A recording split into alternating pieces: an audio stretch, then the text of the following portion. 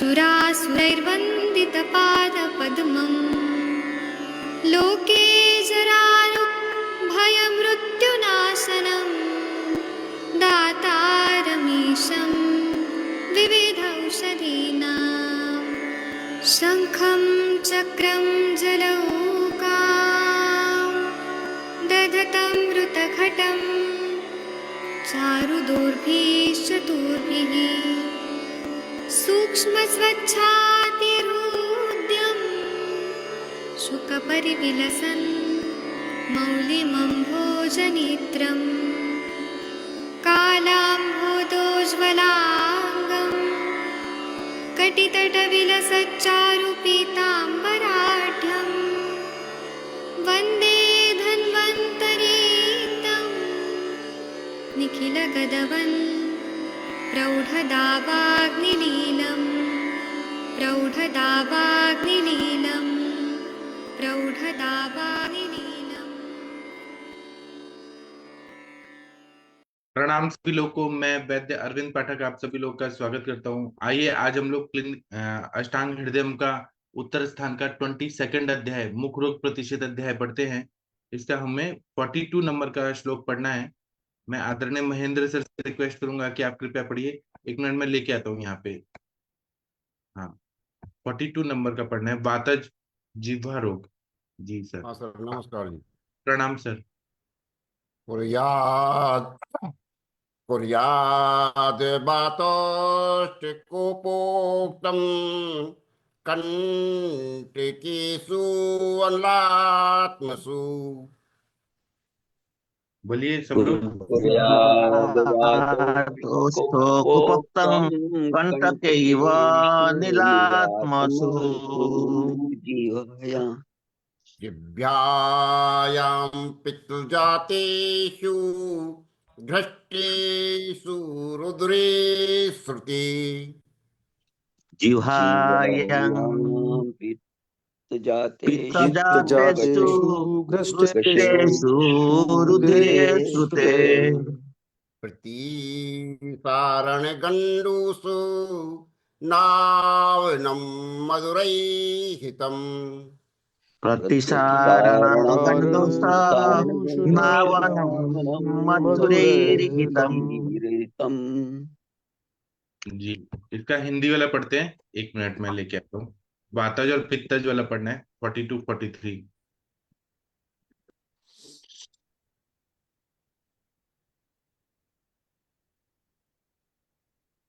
हाँ प्लीज पढ़िए। वातजन्य जिह्वा कंटकों में वातजन्य ओष्ठकोप की चिकित्सा करनी चाहिए।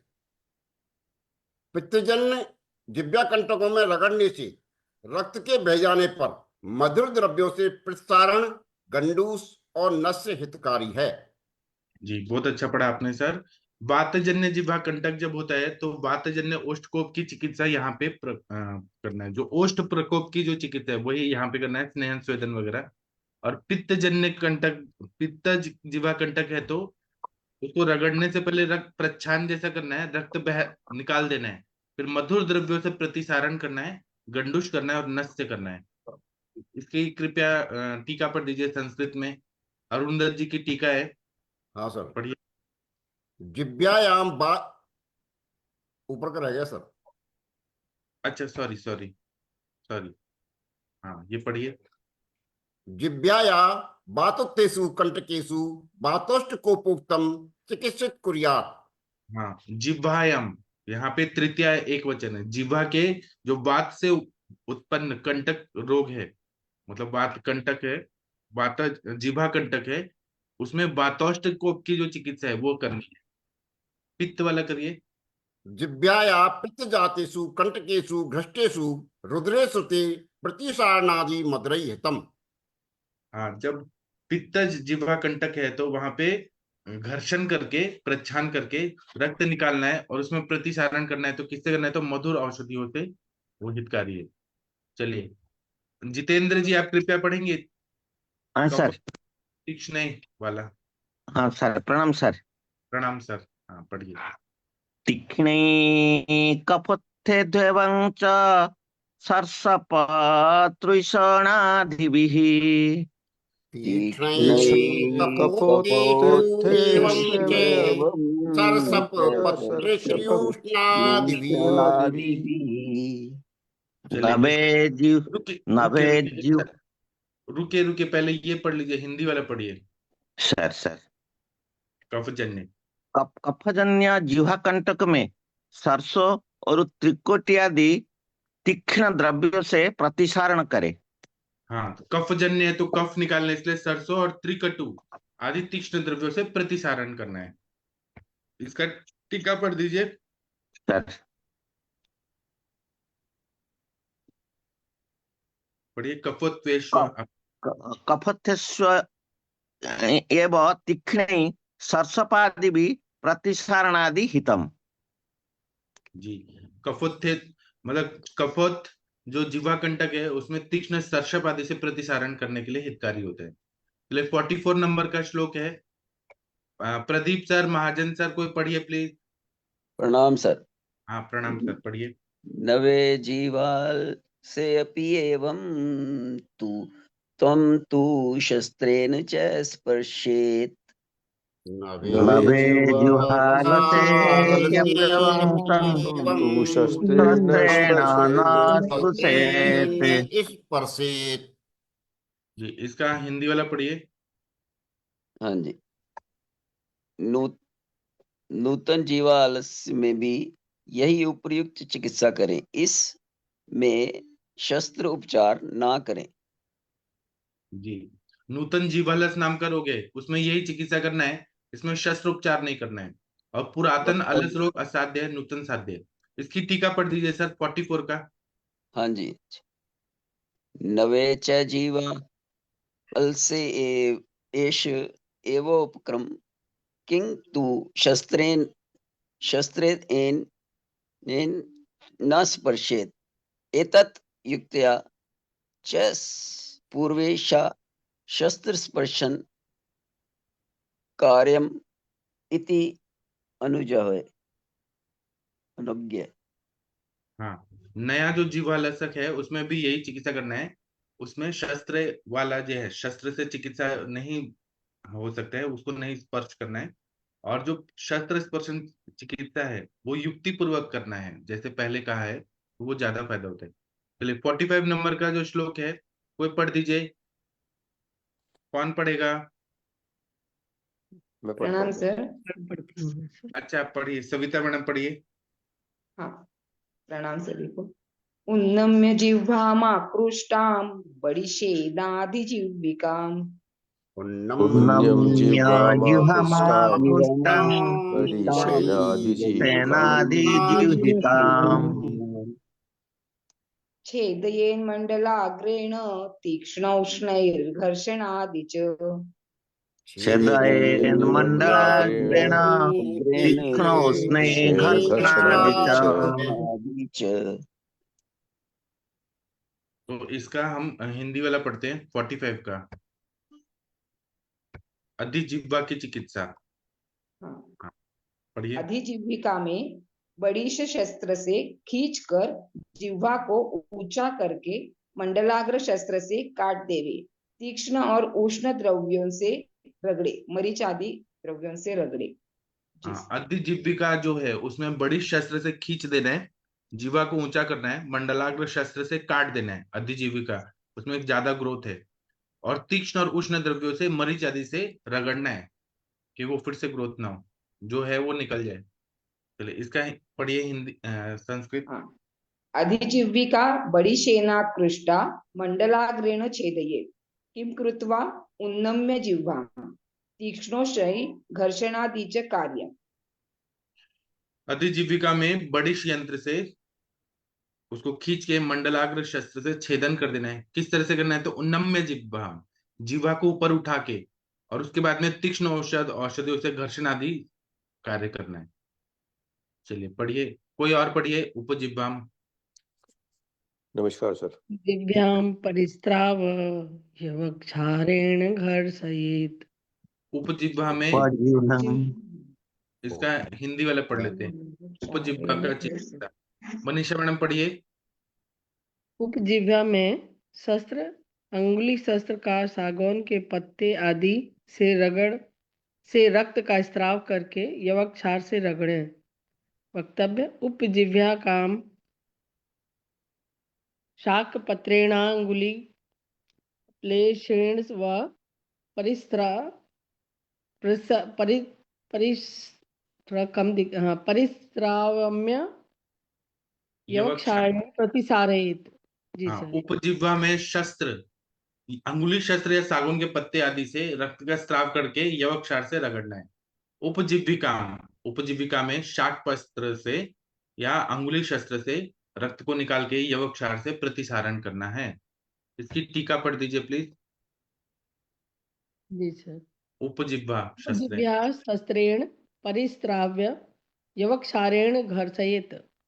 हाँ, उपजिह्वा में शस्त्र से रक्त को निकाल देना है, अंगुली शस्त्र वगैरह से या सागौन पत्र से घर्षण करके, फिर यवक्षार से घर्षण करना है। 46 नंबर का जो श्लोक है, प्रदीप सर आप कृपया पढ़ेंगे। जी सर, नमस्कार सर। कफग्ने शुंडिका साध्या नस्य गंडूष घर्षणे कफग्नि शुंडिका साध्या नस्य गंडूषा घर्षणिः। 46 का पढ़ना है, नहीं और है, ये बहुत बड़ा है। प्रदीप सर और पढ़िए। जी जी।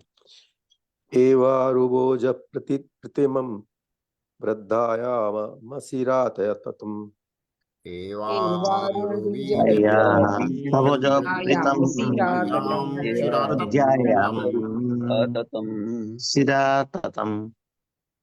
अग्रम निविष्टम जिह्वाया बडीशाद्यवलंबितम् अग्रम जिह्वाया बडीशाद्यवलंबितम् एदयेन मरांडलाप्रेण नाट्य प्रेग्रेण च मूलतः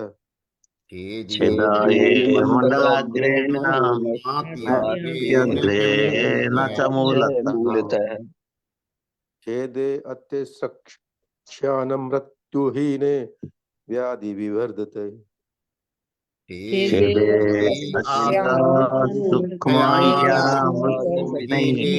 व्याधिर्विवर्धते। जी, शुंडिका की चिकित्सा। जी, शुंडिका की चिकित्सा कफग्न द्रव्यों से नस्य गंडूष तथा घर्षण से करनी चाहिए। बढ़ी हुई शुंडिका को ककड़ी के बीज के समान शिराओं से न व्याप्त तथा जिह्वा के अग्रभाग पर स्थित हो उसे वडिश या मुचुंडी से पकड़कर मंडलाग्र शस्त्र से न तो बहुत आगे और न मूल में काट दें। बहुत अधिक काटने पर रक्त के क्षय से मृत्यु होती है, थोड़ा काटने पर रोग बढ़ता है। हाँ, शुंडिका नाम की व्याधि है जिह्वा की, उसको कफग्न द्रव्यों से, नस्य से, गंडूष तथा आदि घर्षण से करना चाहिए। बड़ी हुई शुंडिका जो ककड़ी के बीज के समान है, सिराओं से न व्याप्त है, न जिह्वा के अग्रभाग पर स्थित है, उसे बडिश या मुतुंडी से पकड़कर मंडलाग्र शस्त्र से ना तो आगे, बहुत आगे में ना मूल में काट दें। बहुत अधिक काटने पे रक्त का क्षय हो जाएगा तो मृत्यु हो जाएगा, थोड़ा काटने पे रोग बढ़ता है। तो मीडियम काटना है, लेकिन उसको ध्यान देके काटना है। चलिए 48 नंबर के श्लोक तक टीका पढ़नी है। हाँ सर पढ़िए। शुंडिका कफग्न स्यादि भी साधनीया। हाँ, शुंडिका रोग को कफग्न नस्य आदि से ठीक करना है, साध्य करना है। नस्य आदि मतलब गंडूश वगैरह करके। 48, हाँ ये पढ़िए पूरा। वृद्धाया शुंडिकाया सत्य जिह्वाया अग्रे निविष्ट कृष्ण दीर्घ कर्कटिका बीज सदृश्य बडिशादिना अवलंबित मंडलाग्रेण छेदयेत्। कयम नातिशयेन प्रान्ते न चातिशयेन मूले यतो अतिछिद्दे छेदे सत्य स्रकृच या न मृत्यु हीन छिन्ने सती व्याधि विवर्धते। हाँ, जो बड़ी हुई शुंडिका है उसको आगे का भाग जो है उसको आगे खींच के, और जो काला जो खीरा होता है कर्कटिका बीज सदृश, उसको बड़ी शादी से पकड़ के मंडलाक शस्त्र से छेदन करना है। कथम, किस तरह से? नातिशयन प्रांतरे व नातिशयन मूले, ना आगे से बहुत ज्यादा ना बहुत ज्यादा मूल में, यतो अति छेदे सत्याश्री कक्षायान मृत्यु। अगर ज्यादा छेदन कर देंगे तो रक्त निकल जाएगा, मृत्यु हो जाएगी। हीन छिन्न करेंगे तो व्याधि बढ़ जाएगा। इसलिए मीडियम करके आगे से भी ज्यादा नहीं पकड़ना है, मूल से भी ज्यादा बीच में करना है। चलिए 49 नंबर का श्लोक है, ये कौन पढ़ना चाहेगा? आप सबके सब भारत के सर्वश्रेष्ठ चिकित्सक लोग हैं, कोई पढ़िए प्लीज। वीना मैडम आई हैं, आरती मैडम। मरीचा अति विषा पाठा वचा कुष्ठ कुत्रतई। हाँ पढ़िए।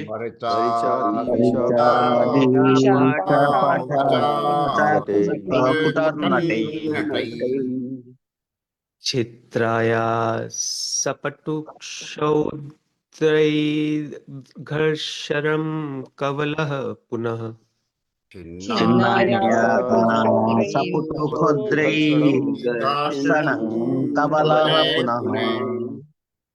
कटुकाति विषापाठा निम्ब रास्ना वचाम्बुभिः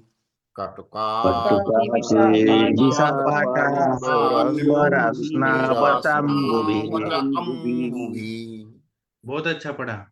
अभी इसका हिंदी वाला पढ़िए आदित्य सर, एक मिनट। गल चुंडिका छेदन के बाद कर्तव्य। आपने गल चुंडिका का इंसिजन ले लिया, कट कर दिया, उसके बाद क्या करना है? इसको हम टॉन्सिलेक्टोमी भी कह सकते हैं। हाँ पढ़िए गल सर। शुंडिका के काट लेने पर मरीच, अतीस, पाठा, वच, कूट, केवड़ी मूत, सैंधव, मधु इनसे घर्षण करे। कुटकी, अतीस, पाठा, नीम, रासना, वचा इनके क्वाथ से पीछे से गलाले करे। वक्तव्य: यह टॉन्सिल का शस्त्र कर्म है। इसमें रक्तस्राव प्रायः बहुत होता है, इसलिए गले के बाहर बर्फ रखते हैं। मूल भाग में छेदन करने से रक्त बहुत निकलता है और अग्र भाग में छेदन करने से रोग बढ़ता है, इसलिए बीच में से काटना चाहिए।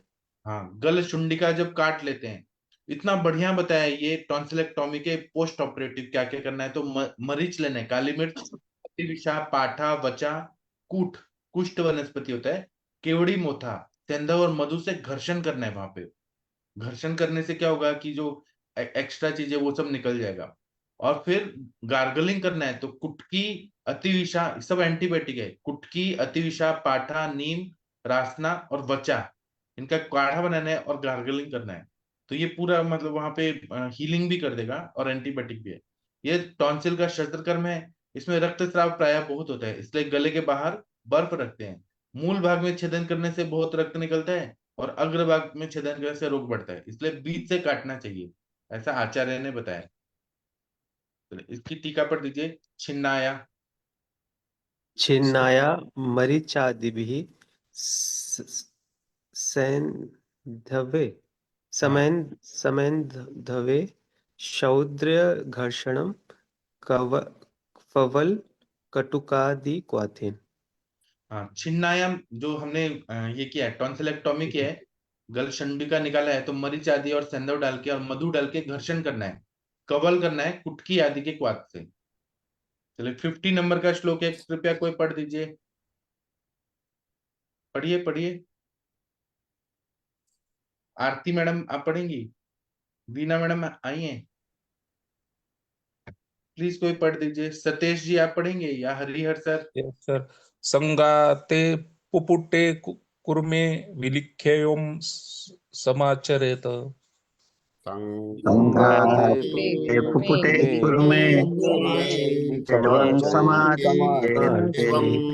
समाचरेत। इसका हम ये पढ़ते हैं, पढ़िए सर 50 का। तालु तालु संधा, तालु पुपुट और कच्छप में भी लेखन करके मरीच आदि से रगड़े। हाँ तालु संघात है, तालु पुप्पट है और कच्छप भी है, तो उसमें लेखन करके मरीच आदि से रगड़ना है। इसकी टीका पढ़ दीजिए सर, 1 मिनट रुकिए। हाँ पढ़िए 50 का। अपक्वे तालु पाके तू उसके ऊपर वाला टीका। तालु सहतो पुपुट के कच्छपेच विलिख्यव नेन कमेन समाचरित। हाँ, तालुसा तो पुपुटक है और कच्छपक है, तो उसमें विलेखन करके और जो क्रम है वो उस तरह से करना है। चलिए 51 नंबर का जो श्लोक है, हरिहर सर पढ़ सकते हैं आप? जी हेलो। सर। हाँ जी बोलिए, सर। आरती आप पढ़िए, आरती मैडम पढ़िए। प्रणाम सर। अपक्वे प्रणाम। तालुपाके तु कासीस शौद्र ताक्षर्य जयी घर्षणम कवलई शीत कषाय मधुर औषधई। अपक्वे तु अपक्वे तालुपाके तालुपाके तु घर्षणं कवलशीतकषाय कवलशीत कथाय मधुर औषधि। कषाय मधुर औषधि। अपक्वे तु तालुपाके रुकिए, हिंदी वाला पढ़िए। तालुपाक रोग चिकित्सा। अपक्वे तालुपाके तु कासीस शौद्र ताक्षरय जयी घर्षणम कवलय शीत कषाय मधुर औषधि। तालुपाक अपक्व हो तो कासीस मधु और रसांजन से घर्षण करना चाहिए। शीतल कषाय तथा मधुर औषधियों से कवल करना उत्तम है। हाँ, तालुपाक अपक्व है तो कासीस हो गया, मधु हो गया, रसांजन से घर्षण करना चाहिए। शीतल कषाय मधुर औषधियों से कवल करना उत्तम होता है। इसकी टीका पढ़ दीजिए 51 का। हाँ पढ़िए, अपक्वे तु। अपक्वे तु तालुपाके कासीर सादि भी घर्षणम शीत कषाय मधुर औषधि कवल। हाँ, अपक्व अगर तालुपाके तो कासिस आदि से घर्षण करना है और शीत कषाय और मधुर औषधियों से कवल करना है। बहुत अच्छा पढ़ा मैम आपने। 52 का हरिहर सर पढ़ेंगे प्लीज। जी सर। हाँ पढ़िए। पके अष्टोपदिध्वने तीक्ष्णे उष्णे प्रतिसारणम्। पक्वे अष्टापदिग्ने तीक्ष्णोष्णे प्रतिसारणम्। प्रतिसारणम्। रोसनिम्ब पटोलास्ते स्तिक्ते कवलधारणम्। वृषनिम्ब पटोलास्ते स्थिते कवलधारणम्। चलिए 52 का हम पढ़ते हैं। हाँ, हिंदी वाला पढ़ दीजिए सर, हरिहर सर। तालु हाँ तालु पक गया हो तो अष्टापद की भ्रांति चिकित्सा तीक्ष्ण और उष्ण औषधियों से प्रतिसारण करे। अर्डुसा पटोल आदि एवं तिक्त द्रव्यों का कवल धारण करे। वक्तव्य। अष्टापदे स्तु रंग पीठम तत्कोस्कृति छेदनम पटोलयादि पटोलारिष्ट चा तिकर्णी गुडुत्सी तुक्ता हरिद्रा अवचेत्रा कंटकारिकाढ़यो मधु तैलम। हाँ, इसमें बोल रहे हैं कि तालुपाक पक गया है तो अष्टापद नाम का जो है उस तरह से चीर करना है, इंसिजन लेना है, तीक्ष्ण और उष्ण औषधियों से प्रतिसारण करना है, फिर अडुलसा नीम पटोल आदि तिक्त द्रव्यों से कवल धारण करना है। अष्टापद मतलब डबल क्रॉस इंसिजन लेना है। अष्टापदम चतुरंग पीठम मतलब 4 उसमें कोने रहते हैं और कोष्ठाकृति छेदनम ऐसे रहता है। और पटोल आदि, पटोलारिष्ट, पटोल है, अरिष्टक है, जाति है, चमेली, करवीर, गुडुचि, वृष, कटुका, हरिद्रा, दोनों हरिद्रा दारुद्रा, फिर वेताग्र और कंटकारी, इनका काढ़ा बनाना है, मधु और तेल डाल के इसका कवल धारण करना है। जी, इसका 52 का टीका पढ़ दीजिए प्लीज हरिहर सर। जी सर। ये पकेष्टा पदाचिन्ने सति तीक्ष्ण उष्णे प्रतिसारण कार्यम अष्टापद चतुरंग पीठम वृषादि भी च द्रव्ये कवल धारणम। हाँ, पक्वे अष्टापद भवत भिन्ने मतलब अष्टापद जैसा उसमें भिन्न करना है, मतलब इंसिजन लेना है, फिर तीक्ष्ण उष्ण औषधि से प्रतिसारण करना है। अष्टापद मतलब चतुरंग पीठ होता है और फिर ऐसे कोना, इस तरह से 8 जो रहते हैं ना स्टार जैसा बनाते हैं, वैसे उसमें इंसिजन लेना है जहां पे तालु पाक है वहां पे, और वृक्ष आदि औषधियों से और तिक्त द्रव्यों से कवल धारण करना है। 53 नंबर का एक श्लोक और पढ़ लेते हैं। आप लोगों में से कौन पढ़ना चाहेगा?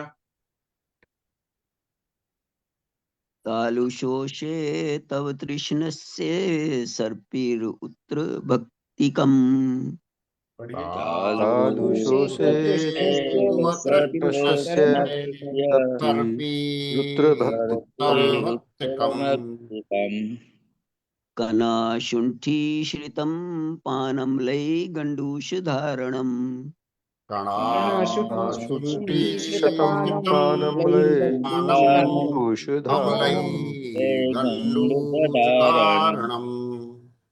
बहुत अच्छा पढ़ा आपने।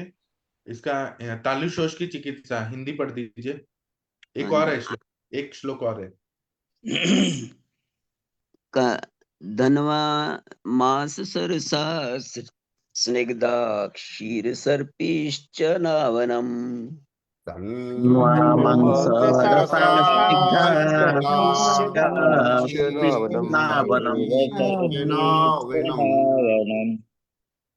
जिस तालुशोष में रोगी को प्यास ना हो उसमें भोजन के उपरांत घृत पान कराएं।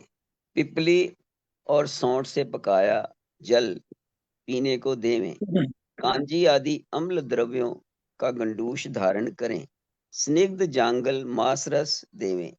दूध से बनाए घृत का नस्य दें। वक्तव्य: चरक में स्नेहपान के निषेध में जो तालुशोष रोग का निषेध किया है वह प्यास वाले का ही समझना चाहिए। यथा तृष्णा मूर्छा पारितश्च गर्भनयस्य तालु शोषिने। चरक सूत्र स्थान 13। सौंठ और पिपली से सिद्ध घृत देवें। यथा तालु शोथे पिपली नागर सिद्ध मोत्र भक्तिकम सर्पीर त्रिशा पिबेत। वाग्भट में तालु शोषे मधु पिपली नागर सिद्धम सर्पी उत्तर भक्तिकम सतृष्णा पिबेत व सतृष्णा तृष्णा सहित इंदु। हाँ, ये बहुत अच्छा है। तालुशोष की चिकित्सा क्या बताइए? ये बताइए कि जिस तालुशोष में रोगी को प्यास नहीं है उसमें भोजन के उपरांत घृतपान कराना है। पिपली और सौंठ से पकाया हुआ जल पीने को देना है। कांजी आदि अम्ल द्रव्यों से गंडूष धारण करना है। स्निग्ध जांगल मांसरस देना है। दूध से बनाए घृत का नस्य देना है। चरक में स्नेहपान के निषेध में जो तालुशोष रोग का निषेध किया गया है उसमें प्यास वाले का ही समझना चाहिए। जैसा तृष्णा मूर्छा परिताशा गर्भणी तालु शोषिणा, चरक में भी ये तालुशोष नाम का बताया शब्द सूत्र अध्याय 13 में स्नेहपान के निषेध में कि उनको स्नेहपान नहीं देना है। यहाँ पे स्नेहपान देना है तो सौंठ और पिपली से सिद्ध घृत देना है। यथा तालु शोषे पिपली नागर सिद्धम उत्तर भक्तिकम, खाना खाने के बाद सर्पी देना है खाने के बाद, और वो भी सिद्ध सर्पी देना है, वो भी पिपली और शुंठी से सिद्ध तृष्णा पिबेत। वृद्ध बागभट में क्या बोला है? तालु शोषे मधु पिपली, मतलब तालु शोष में यष्टि मधुर पिपली और शुंठी सिद्ध सर्पी देना है खाना खाने के बाद, सत तृष्णा पिबेत। उत्तर भक्ति मतलब खाने के बाद ही हुआ ना, पूर्व भक्ति नहीं, उत्तर भक्ति के सब तृष्णा मतलब तृष्णा संहिता जो तृष्णा के साथ रहे। ऐसा इंदु जी जो टीका लिखे हैं अष्टांग संग्रह पे उसमें। चलिए इसकी टीका पढ़ते हैं 53 का। हाँ जी, हाँ सर पढ़िए। तालु शोषे तालु शोषे तो तृष्णस्य सत सर्पिर उत्तर भक्ति योज्यम पिपली शुंठीभ्या श्रित जलपानम अम्लै कांजी कादि भी गंडूष धारणम वंदमास रसा स्निग्धा तथा क्षीरस्य सर्पिश्च नावन हितम। तालु शोष में जहां बहुत प्यास लग रही है वहां पे घी पिलाना है, सिद्ध घृत पिलाना है, उत्तर भक्ति खाने के बाद देना है, पिपली और शुंठी के साथ ये सिद्ध करके फिर पानी पिलाना है। अम्ल मतलब कांजी आदि से दे के गंडूश धारण करना है। धन व मांस रस में घी डाल के देना है। और शीर और सर्पी दूध से बनाया हुआ जो घी है उसको नावन के रूप में देना है। चलिए, आदरणीय महेंद्र सर, आप भगवान का प्रेयर कर दीजिए प्लीज। हाँ सर, आज प्रथम वंदित गणेश जी का वार है, गणेश अष्टक। अजम निर्मलम निर्गुणम ज्ञान रूपम निराकार संसार सारम परेशम जगत मंगलम विश्ववंद्यम पवित्रम प्रभुम सिद्धिदम तम गणेशम नमामि। प्रसन्नं सदा ब्रह्मरूपं तुर्यं सदैकाश्रयं प्राणिनामेकमात्रं परं नित्यं आनन्दकन्दं नित्यं प्रभुं सिद्धिदं तं गणेशं नमामि। गुरुं ज्ञाननां योगनां तत्त्वरूपं तथा प्राणनां विघ्ननाशं गणेशं सदा मङ्गलं पार्वतीपुत्रमेकं प्रभुं सिद्धिदं तं गणेशं नमामि। सैदूर्वादलं कुङ्कुमं रक्तपुष्पं तथा चन्दनं सुन्दरं रक्तवस्त्रं सदा धारकं ज्ञानमूर्तिमखण्डं प्रभुं सिद्धिदं तं गणेशं नमामि। सुसौम्यं निजं निर्विकल्पं वरेण्यं सुज्ञानं सुखं सत्वरूपं सुगम्यं सुसेदं मुनीशं महेशस्य पुत्रं प्रभुं सिद्धिदं तं गणेशं नमामि।